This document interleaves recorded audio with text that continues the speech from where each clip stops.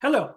In this video, we will talk about your high-end product and how to make decisions or how to approach your decision making on this particular product segment.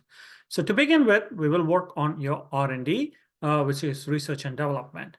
So let's look at this particular segment. What are the requirements? So round zero, it was 8.9 and 11.1, and you need 9.8 and 10.2. When you actually look at this product was supposed to be 8.9 and 11.1. And the ideal position for this is here. Unfortunately, we are not meeting the criteria, or it was not set up in such a way that it would actually meet the ideal position. Because the R&D requirements on this are pretty intense, and possibly that could be the reason.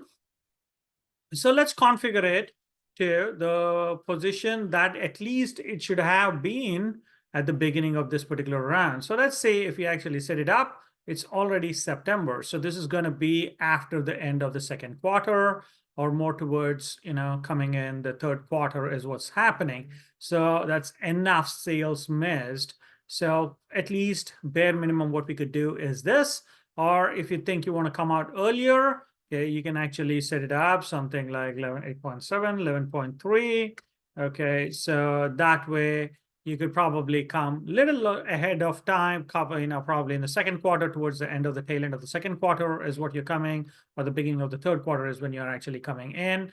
This is what it is. It is a judgment call that you actually make. How you want to approach. The upside of this is you're going to be quicker in the market compared to other people. At least for, if you're at 8.9 and 11.1, that means this is coming out in July versus other product would come out in September. So you have about 3 months of time where your product is the best product and probably will sell the best. But however, once the other products come and hit the market in September, your product's lagging behind and does not meet. So do you want to capitalize the market in those 2 months? Because until that point, whenever your product is coming, it is going to be, all your products are going to be identical, and they're going to be competing at parity level and so forth. So the other downside of having a retrograde product, or that means the product that is falling behind, is that in the future rounds, you will always be lagging behind, and it will take a lot more to catch up. So therefore, you'll be forced to introduce a new product to capture the market. That's going to be pretty expensive. You have to do a new product in this particular segment, which is a good idea in general. But just thinking about Atom, which is your high-end existing product, okay, so the good side is that this product will come out in the market, and you will capture those initial 2-3 months, which is good, and your material costs are going to be a little lower compared to other people. But however, you'll be lagging behind for rest of the round and in the future rounds. So it's a judgment call. How would you make? So for convenience sake, okay, let's say I'm going to make this 11.8.9 and 11.1. Okay, their MTBF, or mean time before failure, is 23,000. What they need here, okay, is for the high end is between 20,000 and 25,000. It's 19% important, so it's on the higher end of the spectrum. So I'll leave it there for now. If you want your product to be more competitive, you could actually increase the MTBF, but the only problem is your material costs are going to skyrocket. If you remember, the pricing max and minimum prices drop by 50 cents each round. So you have to think about the future rounds as well. The reduction in labor costs is not a possibility here, because automation will slow down your R&D. So therefore, you probably do not want to do that. So for now, I'm leaving it here. If I'm making a new product, possible that I might give a better product in terms of MTBF. For now, I'm leaving it here. Moving on to marketing, pricing, and forecasting. So the current price is $38. So here, if you actually notice, price is the least important criteria. There is absolutely no reason why I should give a lower price, because I'm trying to set up the product to the best product in the market right now.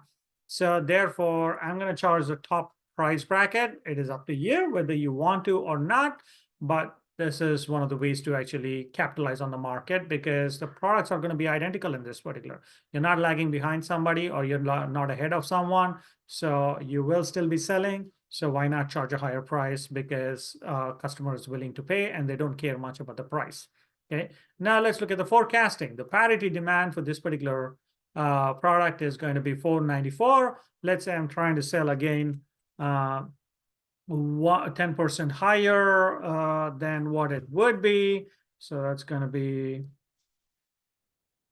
okay, that's 545, 544. So I'm just going to be putting 545 in here. So that's my calculation for this. Okay, so promotions and sales. So I'm trying to sell 545. Okay, so at round one forecast. Okay, so for my promotional budget, I need to calculate how much I'm going to, produce, how much I can actually sell, and so forth. So I'm just going to be promo and sales. Sorry, revenue, promo and sales, max, promo and sales, minimum. So let's calculate the revenue. So I charged $39.50 for this, assuming that I'm going to sell all of them. So I'm saying 10% is the maximum. So that rule may have to vary a little bit here because this is a small product segment for now. We'll see how that fares. Okay. Okay, so between 500 for promotions or 600 for promotions to 1,000 is what I can actually spend. So this is going to be touching 10% or might go a little higher. So let's start with 0 on all of these. You have to understand this is round one. Your revenue streams are lower. You have to adjust these numbers as you go along. You can actually, as your revenue streams continue to increase, you can actually put more money into the system.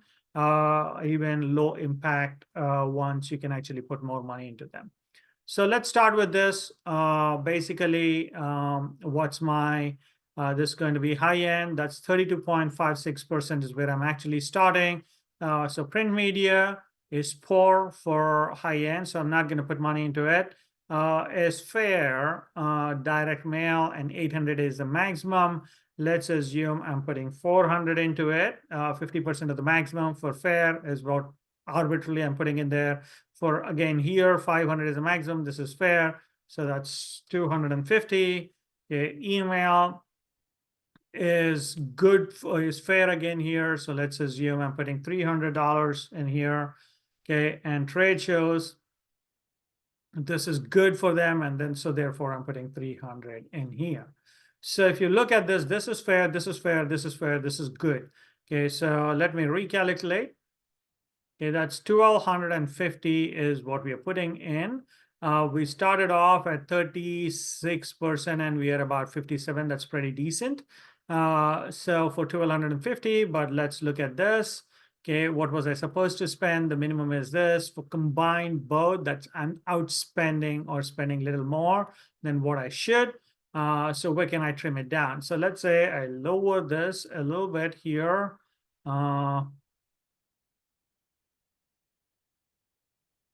Okay, so I'm just trying to keep it as close to 1,000 as possible. So I actually can keep it, see, I can try and keep it in the upper limit, might not exceed that because I still need to accommodate. So it's 54. Okay, so that's pretty still decent. So let's look at high end. So for this, outside sales is high impact, inside sales is medium, and distribution is low. So if you remember, outside sales cost 125,000 per person and 12 is maximum. So let's say, if I'm putting 5 in here, so I'm starting off at 32%. So let's recalculate. At 625, so I've actually got almost same as the previous one so far. So the inside sales are medium impact. So the 50,000 per person and 30. So let me say I'm going to put 10 in here. Okay, so that's recalculated. So that's 1,100 exceeding my limit already. So that's pretty good. And that's where I'll stop. Okay. So as your sales volume keep increasing, you can actually continue to allocate more resources towards this and enhance your competitive advantage of selling more. Because right now your product is not beyond parity. That means it's not so great that you're going to be selling a lot more of it compared to your competitors. So is there a point of putting so much money into this and reducing your profitability because you're still trying to sell only 10% above parity? So that is another factor that you need to account when you're making these decisions. So we made, decisions related to pricing, R&D, pricing and forecasting, promotion sense. Let's look at the production part of it. Okay, so far my contribution margin is about 36%, which is great.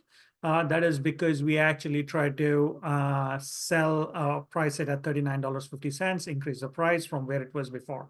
Okay, so I have 40 units on hand. So what was my forecast? 544. So forecast was 545. So 40 units on hand. So that means I need 505.